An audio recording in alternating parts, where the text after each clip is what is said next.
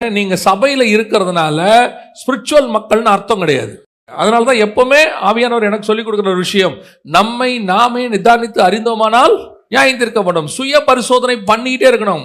எதை பத்தி பண்ணணும்? மற்றவங்களுடைய ஸ்பிரிச்சுவல் லைஃபை பத்தி சுய பரிசோதனை பண்ணக்கூடாது. நம்ம லைஃபை பத்தி சுய பரிசோதனை பண்ணணும். எப்படி இருக்கிறோம் அப்படின்ட்டு. பல நேரங்களில் என்ன தெரியுமா, நமக்கு உடம்பு சரியில்லைன்னா உடனே நமக்கு தெரிஞ்சிடும் தெரியுமா. கொஞ்சம் பாடி வீக் ஆனா தெரிஞ்சிடும், கொஞ்சம் டயர்ட் ஆனா தெரிஞ்சிடும், கொஞ்சம் லைட்டா தூக்கம் வர மாதிரி இருந்தா தெரிஞ்சிடும். ஆனா ஸ்பிரிச்சுவலி நீங்க வீக் ஆனா தெரியாது உங்களுக்கு. ஆனா நல்ல ஸ்பிரிச்சுவல் லைஃப்ல இருக்கிறவங்களுக்கு அது தெரியும். ஏதோ ஜபத்துல எனக்கு ஏதோ ஒரு டிஸ்டர்பன்ஸ் இருக்கு, ஒரு விதமான தொய்வு இருக்கு.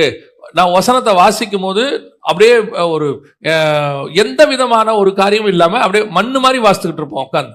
அப்படியே வாசிச்சே அதுல ஒண்ணுமே இருக்காது.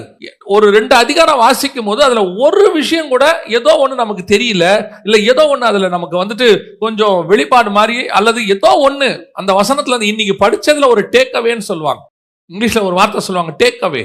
அந்த டேக் அவே இல்லாம நீங்க வசனம் படிக்கிறதுலயோ, டேக் அவே இல்லாமல் ஜெபம் பண்றதுலயோ ஒரு பிரயோஜனம் இல்லை. என்னைக்கு பைபிள் வாசித்தேன், காலையிலேயே வாசித்தேன். என்ன வாசித்த? சங்கீதம் வாசித்தேன், நீதிமொழிகள் வாசித்தேன். என்ன கர்த்தர் பேசினாரு? அது பேசினார்ல, வாசிச்ச. அப்ப டேக் அவே இல்ல பாருங்களேன். அப்ப போயிட்டு வரதுல என்ன மாற்றம் இருந்துச்சு?